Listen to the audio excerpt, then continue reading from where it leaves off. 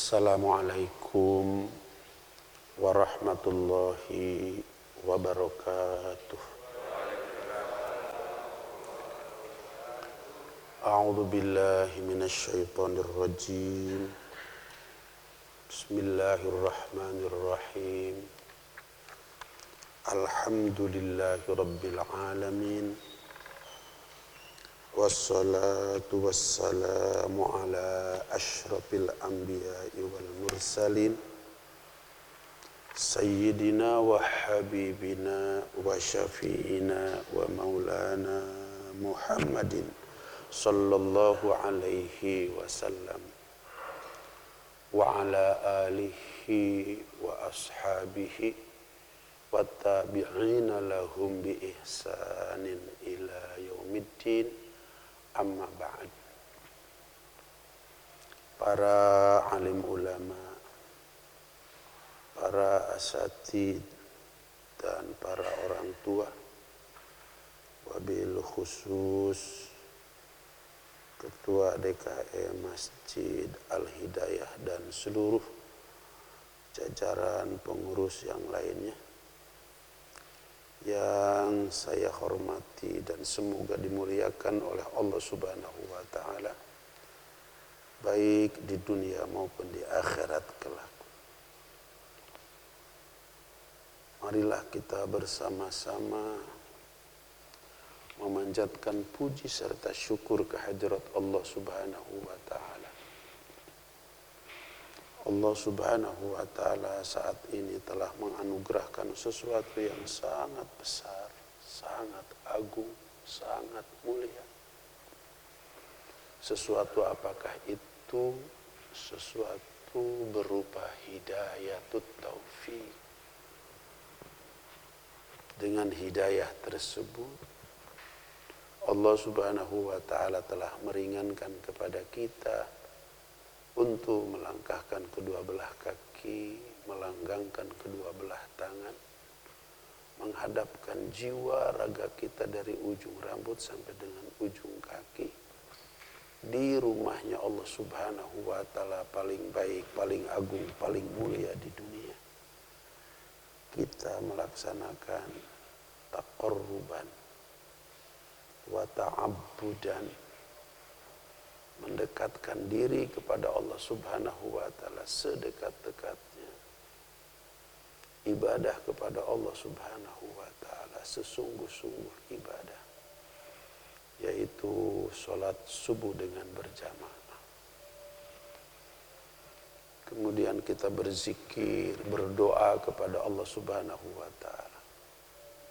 Tentu kita punya harapan besar sholat kita diterima oleh Allah, zikir kita diterima oleh Allah, dan doa kita dikabulkan oleh Allah Subhanahu wa taala. Bersyukur lagi kita kepada Allah Subhanahu wa taala. Allah berikan kekuatan, kesabaran kepada kita untuk memperpanjang iktikaf kita di tempat yang agung, tempat yang mulia, tempat yang dicintai oleh Allah Subhanahu wa taala, insyaallah sampai dengan waktu isyraq. Dan kita melaksanakan satu kewajiban lagi, yaitu thalabul ilmi. Yang sering Abah ulang-ulang bahwa kewajiban thalabul ilmi, kadar dan kedudukan kewajibannya melebihi kewajiban-kewajiban keparduan yang lain. Melebihi keparduan sholat, zakat, puasa, bahkan ibadah haji sekalipun. Tentu kalau orang paham bahwa kalau ada dalam thalabul ilmi kewajiban yang lebih tinggi daripada kewajiban-kewajiban yang lain, dipastikan orang itu tidak akan pernah enyah dari tempat ini sebelum pengajian ini selesai. Karena pahalanya lebih besar dari sholat. Duduk semacam ini pahalanya lebih besar daripada zakat. Duduk semacam ini pahalanya lebih besar daripada puasa Ramadan. Duduk semacam ini pahalanya lebih besar daripada ibadah haji sekalipun. Abah sering ulang-ulang, hadis baginda Rasulullah sallallahu alaihi wasallam, "Man kharaja fi talabil ilmi fahuwa fi sabilillahi hatta yarji'a." Ini biar terkesan dalam hati kita sehingga kita istiqomah duduk di dalam majlis mulia agung besar. Tidak ada majlis agung besar mengalahkan majlis ini di sisi Allah Subhanahu wa taala. Barang siapa yang keluar dari rumahnya tiada lain dan tiada bukan untuk mencari ilmu. Ada dua niat ketika kita berangkat di rumah kita masing-masing. Langkah kita dilangkahkan, saya ingin sholat berjamaah subuh. Saya ingin thalabul ilmi. Pada saat itu dilakukan, langkah pertama dilangkahkan, Rasulullah SAW bersabda, "Fahuwa fi sabilillah." Dia tidak lagi berangkat ke masjid sesungguhnya, tapi dia sudah dinyatakan Allah bahwa dia sedang jihad fisabilillah. Seperti apa jihad fisabilillah itu? Saya masih ingat ayah saya mensarahkan. Dia berdiri seolah-olah dia memakai baju perang, seolah-olah membawa pedang, membawa panah, membawa tombak, naik kuda, kuda dipecut, dipacu, lari ke tengah medan peperangan melawan musuh-musuh Allah Subhanahu wa taala. Kemudian ia ketika mati, pasti matinya mati syahid. Orang yang mati syahid tidak usah diganti bajunya dengan kain kafan. Karena tidak ada baju yang paling suci, paling bersih mengalahkan kesucian, kebersihan baju yang dipakai mati syahid. Orang yang mati syahid tidak usah dimandikan. Karena tidak ada badan yang paling suci, paling bersih. Walaupun berlumuran darah mengalahkan kesucian, kebersihan badan yang dipakai mati syahid. Bahkan orang yang mati syahid tidak usah disolatkan. Kubur langsung Allah merindukan kedatangannya, surga merindukan kedatangan. Jadi kalau kita ingin bertanya siapa mereka yang sedang dirindukan kedatangannya oleh Allah, oleh surganya Allah Subhanahu wa taala, tuan-tuan yang duduk dalam majlis ini. Wallahi tidak percaya mati sekarang. Alhamdulillah, mudah-mudahan Allah istiqomahkan duduk dalam majlis ini sampai akhir hayat kita, agar kita oleh Allah Subhanahu wa taala dipilih menjadi para mujahid dan mujahidahnya Allah Subhanahu wa taala. Amin ya Allah ya rabbal alamin. Salawat beserta salam semoga dilimpahkan keharibaan kita baginda Nabi besar Muhammad sallallahu alaihi wasallam. Hadirin kaum muslimin wal hadirat kaum muslimat rahimakumullah. Tidak terasa, seiring berjalannya waktu, di depan kita sudah ada 1 bulan yang kita nanti-nanti. Bulan yang sejak 3 bulan yang lalu Rasulullah Shallallahu Alaihi Wasallam merindukan terhadap kehadiran bulan tersebut. Sampai-sampai Rasulullah SAW berdoa kepada Allah Subhanahu Wa Taala, Allahumma barik lana fi Rajab wa Sya'ban wa baligna Ramadana wa hasil maqasida. Padahal Rasulullah Shallallahu Alaihi Wasallam kurang apa amalnya? Sudah dijamin masuk surga oleh Allah Subhanahu Wa Taala. Tapi begitu menyongsong datang bulan Ramadan, langsung disambut dengan doa agar usianya disampaikan kepada bulan Ramadan.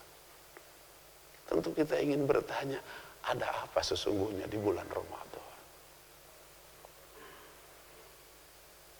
Bahkan Rasulullah SAW ketika bulan Syawal datang, berdiri di atas para sahabat radhiyallahu anhum seraya berkhutbah, ya ayyuhalladzina amanu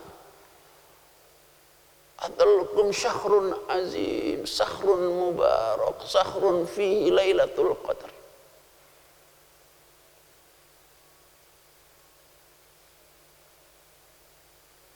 Telah menyongsong di hadapan kita, wahai umat manusia, syahrun azim, bulan yang sangat-sangat agung. Tidak ada keagungan bulan yang mengalahkan keagungan bulan Ramadan. Syahrun mubarak, syahrun yang penuh keberkahan, diberkahkan oleh Allah. Allah turunkan berbagai macam keberkahan di mana-mana. Tapi berkah yang paling banyak diturunkan oleh Allah Subhanahu wa taala di bulan Ramadan.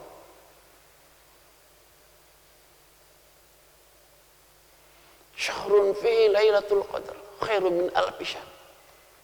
Kata Allah, bulan yang di dalamnya ada Lailatul Qadar yang manakala ibadah nilainya lebih baik daripada 1000 bulan. Seolah-olah ibadah 83 tahun. Ini yang disampaikan oleh baginda besar Muhammad SAW kepada para sahabat radhiyallahu anhu. Ada apa sesungguhnya di bulan Ramadan tersebut? Abah menemukan sebuah hadis yang sangat panjang, yang Abah bawa kitabnya. Tapi karena panjang, Abah akan baca sepotong-sepotong saja, biar terjemahnya saja. Rasulullah Shallallahu Alaihi Wasallam bersabda dalam salah satu hadisnya, Innal jannata latubakharu wa tuzayyanu minal khawli ilal khawli lidukhuli Ramadan. Sesungguhnya surga itu diberikan harum-haruman, diberikan keindahan, kecantikan. Dari tahun ke tahun itu adalah lidukhuli Ramadan, karena masuknya bulan Ramadan.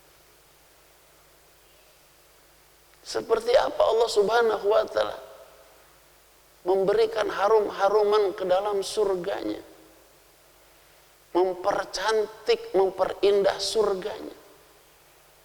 Diteruskan hadisnya oleh baginda Rasulullah SAW, habbat rihun min tahtil arsy al-musamma bil musirah. Dengan cara di mana Allah Subhanahu wa taala meniupkan satu angin, yang angin itu dihembuskan oleh Allah Subhanahu wa taala dari bawah aras agungnya Allah Subhanahu wa taala. Angin itu bernama Al-Musirah. Ketika angin Al-Musirah itu masuk ke dalam surga, surga mendadak berubah menjadi lebih harum, lebih wangi. Tidak ada harum dan wangi mengalahkan harum dan wanginya pada malam hari itu. Surga mendadak menjadi lebih cantik, lebih indah. Bahkan pohon-pohon bergoyang, mengeluarkan irama indah, nyanyian indah. Sehingga bidadari-bidadari yang dibangun, diciptakan oleh Allah Subhanahu wa ta'ala, yang dipersiapkan untuk mengkhidmat hamba-hamba Allah Subhanahu wa ta'ala, yang soleh, yang solehah, yang akan menjadi ahli surga. Karena dalam kitab yang lain Abah pernah baca, seseorang itu akan diberikan satu rumah di surga. Setiap satu rumah bagi seseorang itu memiliki 70 kamar. Setiap kamar ada 70 kamar lagi. Di setiap kamar disiapkan oleh Allah Subhanahu wa taala ada 70 bidadari. Jadi sejak surga diciptakan, sejak bangunan rumah megah indah itu diciptakan oleh Allah Subhanahu wa taala, lengkap dengan bidadarinya. Ada ibu-ibu enggak di sini? Takut cemburu. Padahal nanti di surga mah enggak cemburu. Itu karena ibu-ibu yang soleh, yang solehah, bukan jadi bidadari, tapi akan menjadi penghulu bidadari. Lebih cantik daripada bidadari.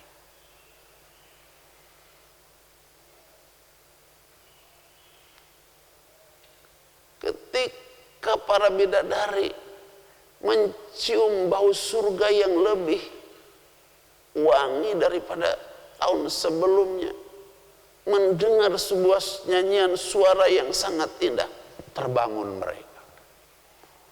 Dan mereka keluar dari rumah mereka bertanya kepada malaikat Ridwan, "Ya Ridwan, adakah malam ini kami sudah dibangunkan oleh Allah Subhanahu wa Ta'ala untuk mengkhidmat hamba-hamba Allah yang soleh-solehah ahli surga?"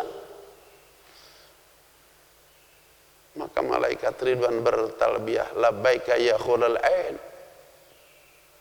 Baik wahai hurul ain, kiamat belum terjadi.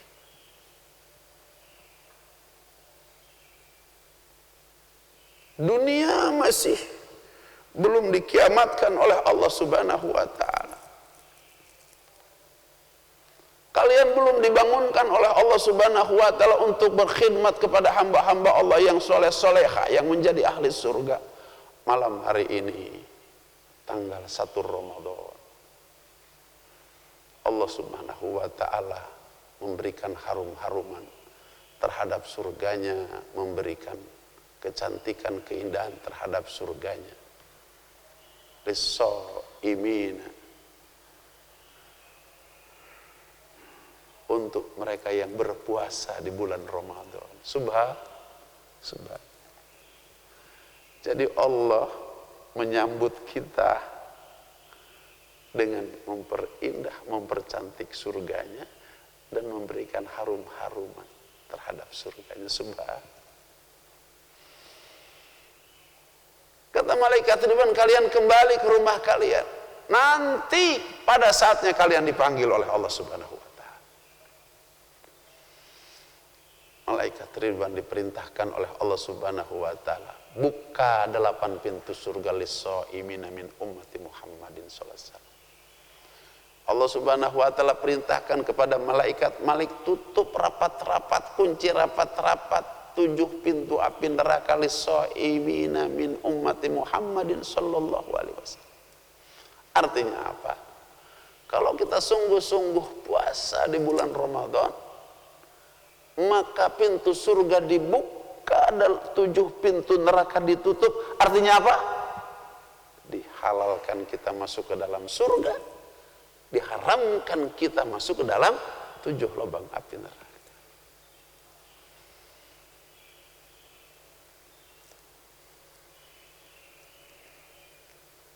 Idza kanat min lailati syahri Ramadan, apabila tiba di malam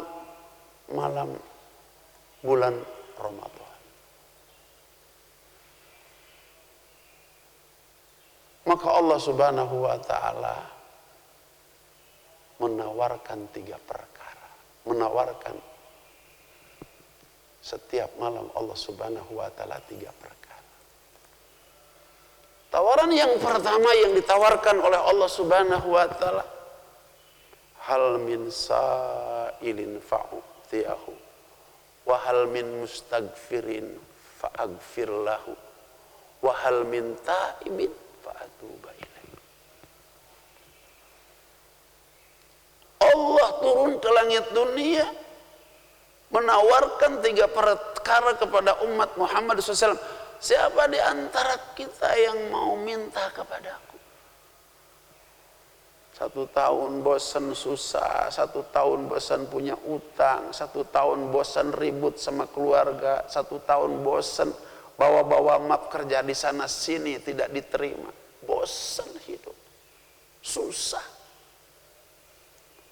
Kata Allah Subhanahu wa Ta'ala, ingin apa kalian? Demi keagungan Ramadan dan puasa kalian di siang hari, tidak ada permintaan kalian. Fa'utiyahu, aku akan berikan.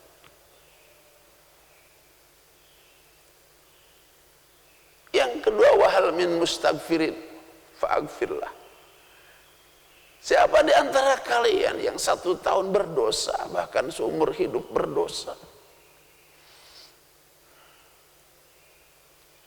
kemudian kalian di malam-malam Ramadan datang kepadaku, meminta ampunan kepadaku, sebesar apa dosa kalian? Fa'aghfirlah, aku ampuni dosa kalian demi keagungan Ramadan dan puasa kalian, kata Allah Subhanahu. Kemudian yang ketiga, wahal min ta'ibin fa'atubu. Barang siapa di antara kalian mau tobat, punya dosa besar, pernah nipu, pernah berzina, pernah gibah, pernah iri, dosa-dosa besar lah yang pernah dilakukan. Di bulan Ramadan merangkak datang kepada Allah Subhanahu wa taala, menyambut seruan Allah Subhanahu wa taala, istaghfiru rabbakum innahu kana ghafar. Menyambut seruan Allah Subhanahu wa taala, ya ayyuhalladzina amanu tubu ilallahi taubatan nasuha. Aku tobat ya Allah. Tidak ada dosa besar sebesar apapun, walaupun membumbung dari bumi sampai ke 7 lapis langit, tidak ada tobat kata Allah Subhanahu wa taala kecuali aku terima. Subhan.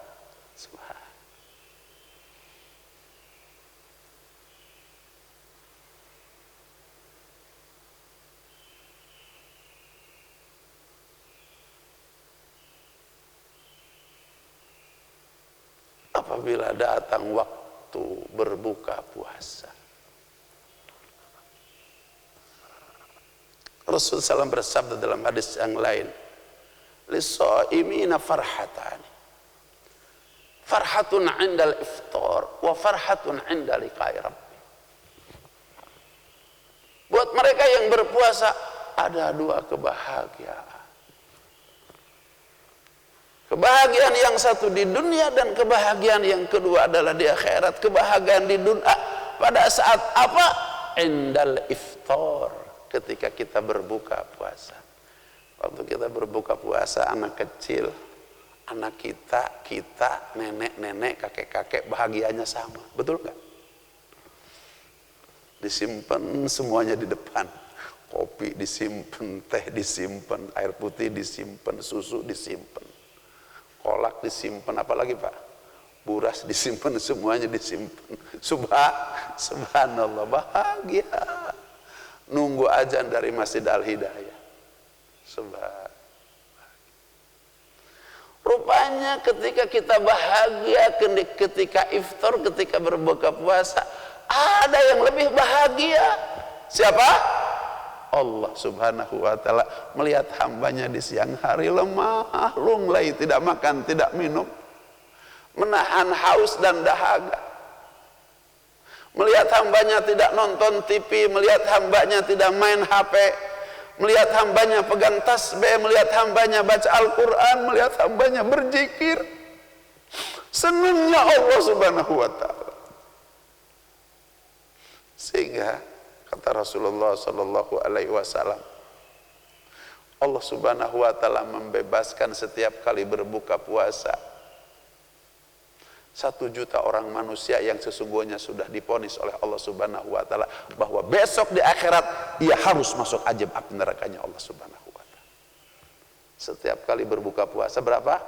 1 juta orang manusia yang sudah diponis oleh Allah Subhanahu wa taala besok di akhirat bahwa ia masuk azab api nerakanya Allah Subhanahu wa taala. Karena bahagianya Allah melihat hamba-hambanya berpuasa, tidak makan, tidak minum di siang hari, dan bertahan matanya tidak maksiat, telinga tidak maksiat, lisan bibir tidak maksiat, tangan kaki tidak maksiat, hati tidak maksiat, pikirannya tidak maksiat, bahkan ia taat ibadah kepada Allah Subhanahu wa taala, baca Quran, berzikir, maka Allah memberikan remisi namanya. Mudah-mudahan kita semua dapat remisi daripada Allah Subhanahu wa taala. Karena kita tidak tahu nasib kita di akhirat seperti apa. Satu-satunya modal dasar kita Ramadan.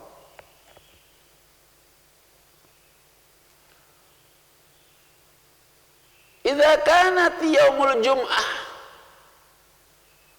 wa lailatu, apabila datang hari Jumat dan malam Jumat, maka Allah Subhanahu wa taala bukan setiap hari Allah membebaskan, meremisi 1 juta, tapi setiap jam. Ini hadisnya ada di sini Pak, sahabat abah kita. Setiap jam. 1 hari itu berapa jam? 24 jam. Berarti 24 juta. Kalau puasa yang akan datang ini 1 bulannya ada 4 Jumat, berarti 4 kali 24 juta. Beruntung kalau kita ada di sana. Kemudian apabila datang malam Idul Fitri, Allah Subhanahu wa taala melihat kebahagiaan daripada hamba-hamba Allah Subhanahu wa taala lulus 30 hari. Melewati ujian, menahan lapar, menahan dahaga, menahan tidak maksiat kepada Allah Subhanahu wa taala. Kemudian Allah Subhanahu wa taala melihat walitukabbirullaha ala ma hadakum, semua kumpul di masjid. Kemudian ia bertakbir kepada Allah Subhanahu wa taala, Allahu akbar, Allahu akbar, Allahu akbar. La ilaha illallah, wallahu akbar, Allahu akbar, walillahil hamd. Takbir itu di malam Idul Fitri ayat 2, Pak. Ada 2 takbir. Ada takbir walitukabbirullaha ala ma hadakum, ada takbiran. Seperti apa walitukabbirullaha ala ma hadakum? Takbir yang mendapatkan hidayah daripada Allah. Takbir di mana bahwa ia telah lulus melewati ujian 1 bulan penuh, kemudian di malam Idul Fitri dia datang ke masjid setelah berbuka, kemudian setelah ia sholat maghrib, maka hatinya berhubungan dengan Allah, mengucap syukur kepada Allah, ya Allah, karena pertolongan Engkau aku telah sampai kepada 30 hari melewati ujian besar luar biasa. Terima kasih ya Allah. Keluar dari hatinya, diucapkan oleh lisannya, Allahu akbar, Allahu akbar, Allahu akbar, la ilaha illallah, wallahu akbar, Allahu akbar, walillahil hamd. Ini disebutnya takbir hidayah, Pak. Pastikan kalau kita takbir semacam itu, air mata kita netes. Syukur kehadirat Allah Subhanahu wa taala. Allah melihat kebahagiaan kita bertakbir walitukabbirullaha ala ma hadakum. Tidak tanggung, kata Allah Subhanahu wa taala, aku bebaskan 2 kali lipat daripada jumlah yang telah aku bebaskan. 30 juta setiap kali berbuka, 24 juta kali berapa? Kali 4, kemudian dilipat gandakan menjadi 2 kali lipat oleh Allah Subhanahu wa taala. Subhan. Ada takbiran. Kalau takbiran tuh ya pakai truk, pakai bedug, pakai apa? Allahu akbar, Allah. Itu mah takbiran, bukan takbir hidayah, siar itu. Tapi takbir hidayah duduk setelah sholat maghrib, merenung, bersyukur kepada Allah, terima kasih kepada Allah, datang dari hati yang sangat dalam, keluar dari lisan. Itu yang disebut dengan takbir hidayah, dan takbir itu yang akan sampai kepada Allah Subhanahu wa taala. Sampai di situ tidak. Di bulan Ramadan kata Rasul, fihi lailatul qadar khairu min alfi syahr. Di dalam Ramadan itu ada yang disebut dengan Lailatul Qadar. Yang tidak ada Lailatul Qadar itu di 12 bulan yang lainnya, kecuali hanya ada di bulan Ramadan.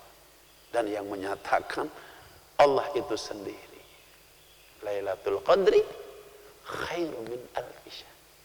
Tanazzalul malaikatu warruhu fiha biidzni rabbihim min kulli amr. salamun hiya hatta matla'il fajr. Dalam hadis yang panjang bagaimana peristiwa Lailatul Qadar itu turun, dan pastikan bahwa Lailatul Qadar itu setiap bulan Ramadan bakal turun. Kapan turunnya? Di Ashrul Awakhir, di 10 hari terakhir di bulan Ramadan. Di Ashrul Awakhir di bulan Ramadan,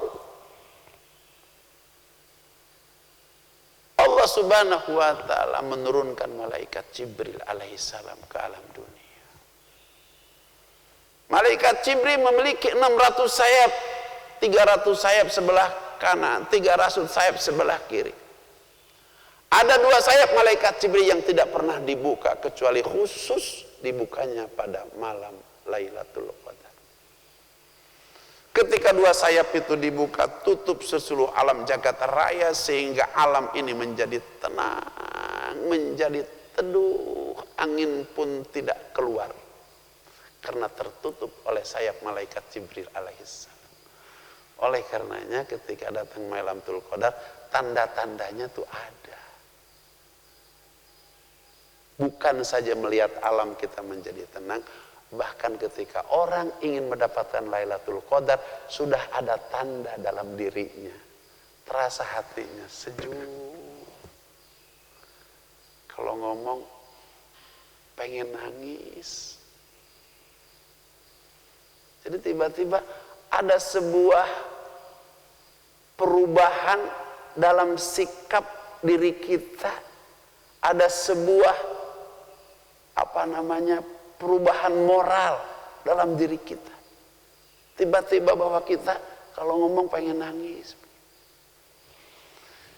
Itu diantara tanda-tandanya, bukan dalam alam tapi dalam diri kita. Mudah-mudahan tanda itu ada dalam diri kita nanti. Jadi Allah buat suasana kebatinan dalam diri kita bagi mereka-mereka yang akan mendapatkan Lailatul Qadar. Makanya persiapkan dari sekarang. Mahal Lailatul Qadar itu tidak diberikan oleh Allah Subhanahu wa ta'ala kecuali di bulan Ramadan, dan buat mereka yang sungguh-sungguh berpuasa dan mempersiapkannya untuk mendapatkan Lailatul Qadar. Lailatul Qadar turun di malam-malam ganjil, tanggal 21, tanggal 23, tanggal 25, tanggal 27, dan tanggal 29. Oleh karenanya Rasulullah Shallallahu Alaihi Wasallam nunggu Lailatul Qadar itu sejak 1 Ramadan. Rasulullah SAW sampai 30 Ramadan berada di masjid. Sampai-sampai Rasulullah SAW kalau rindu kepada istrinya, tidak pulang ke rumah, istrinya saja yang datang, buka jendela masjid, disisirin sama istri. Boleh Bapak nanti itikaf di sini, telepon istrinya, Mas ini bawa sisir, sisir.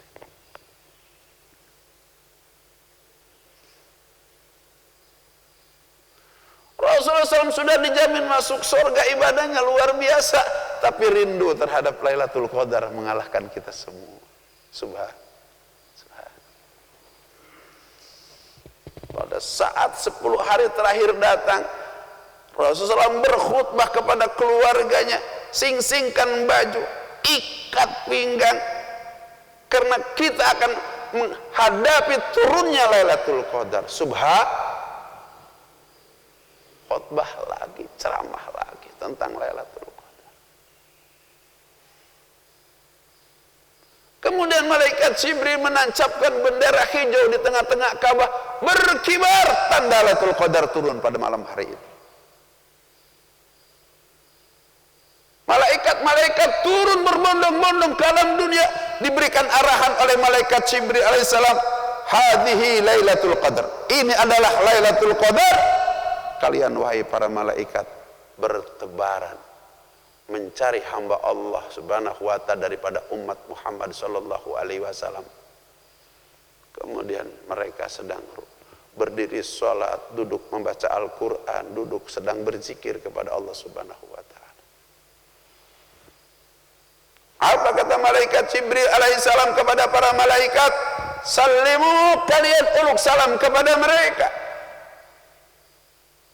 musafah kalian kepada mereka, dan aminkan doa-doa mereka. Tiga perintah malaikat Jibril alaihissalam. Salam, musafahah, aminkan doanya. Yang amin malaikat. Kira-kira doanya diterima gak kira-kira? Yang aminnya malaikat.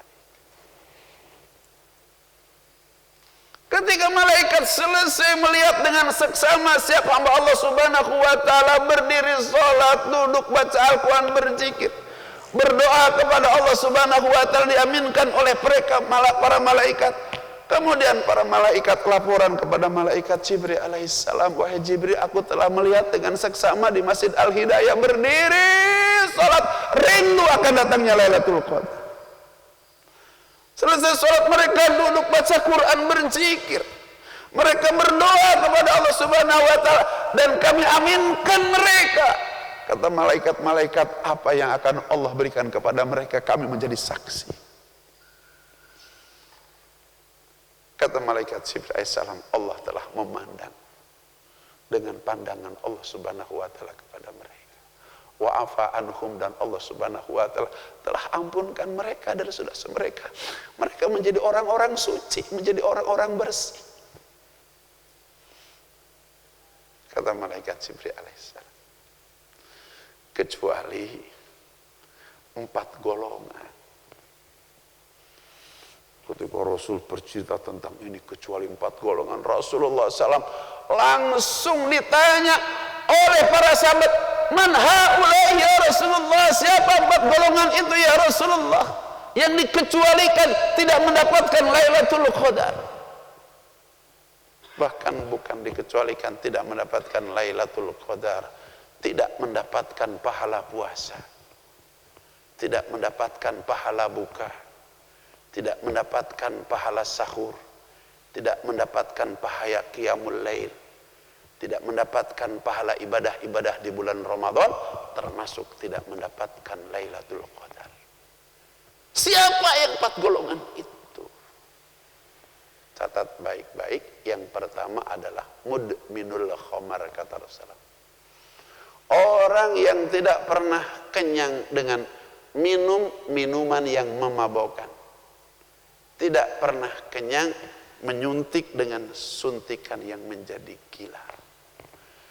Walaupun puasa 30 hari, walaupun tarawih setiap malam, walaupun qiyamul lail, kata Allah Subhanahu wa taala, enggak aku lihat, enggak aku afa anhum, aku tidak mau memaafkan mereka. Yang kedua, akun liwalidayhi, orang yang pernah menyakiti hati daripada kedua ibu dan bapaknya atau salah satu daripada keduanya. Kata Allah, tidak.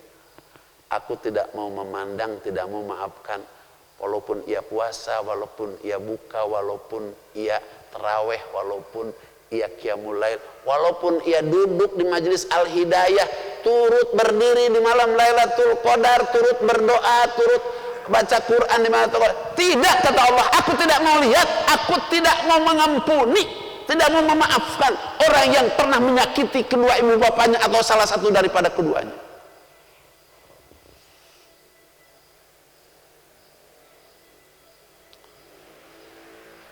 Yang ketiga adalah qati'ur rahim.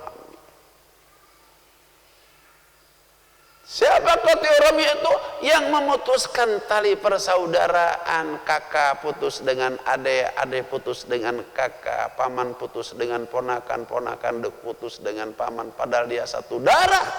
Karena sesuatu hal kecil atau besar, sehingga ia berkata, aku tidak punya saudara seperti kau. Udah, pergi. Jangan lagi nginjak rumahku. Orang yang semacam ini puasa 30 hari, buka, sahur, tahajud, baca Quran. Kata Allah, tidak mau lihat aku, tidak mau mengampuni aku. Yang terakhir, musyahinun. Rupanya ini asing.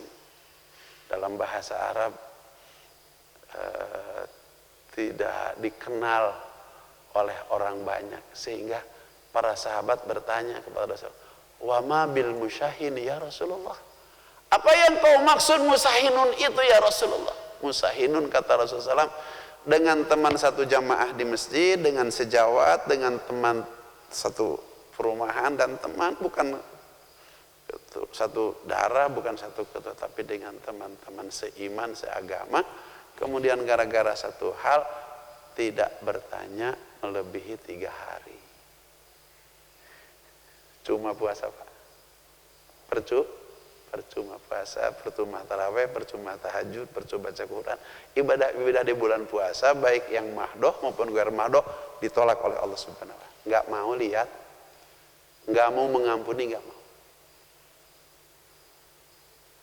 Oleh karenanya Bapak Ibu sekalian, sengaja Abah bacakan hadis ini agar kita dapat mempersiapkan diri, agar Ramadan yang akan datang lebih baik daripada Ramadan yang sudah-sudah.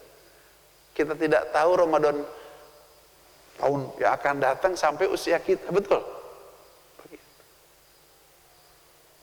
Oleh karena persiapkan dulu di kampung-kampung, kalau datang bulan Ramadan itu mandi pakai sampo, itu persiapkan diri. Terus ziarah kepada yang masih hidup, ziarah masih hidup, bawa rantang. Tujuannya minta maaf kepada ibu bapaknya. Kepada yang mereka yang ibu bapaknya sudah meninggal dunia, datang ke kuburan. Karena orang yang dikubur itu mendengar kita, melihat kita. Kayak ngomong begini, "Mak, Pak, banyak dosa, nyusahin Bapak. Mau Ramadan, ampuni Pak, maaf."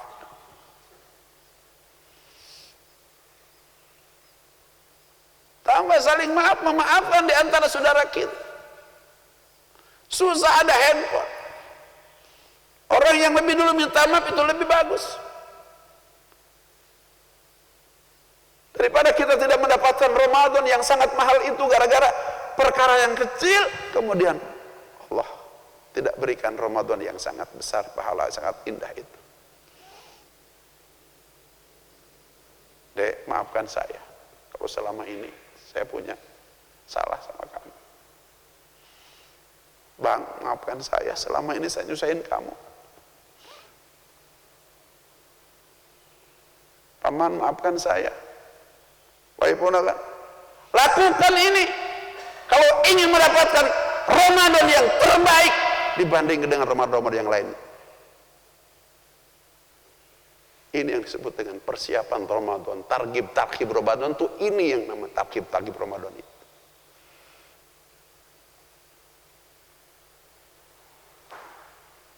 Sebel sama kawan karena sesuatu hal, karena tingkahnya. Ngapain nanya dia, orang nggak beres. Orang yang beriman tuh pemaaf, wa'fu anhum wastaghfir lahum wasyawirhum. Itu orang yang beriman. Salah saudaranya dimaafkan. Bahkan lebih jauh daripada itu, habis sholat angkat kedua belah tangan, dia bersalah kepadaku, ampunkan ya Allah kesalahan. Wasyawirhum, tegur sapa, diajak ngobrol, diajak musyawarah. Jangan tidak bertanya. Ini ajaran Al-Quran. Dalikal kitabul la raiba fi hudan lil muttaqin.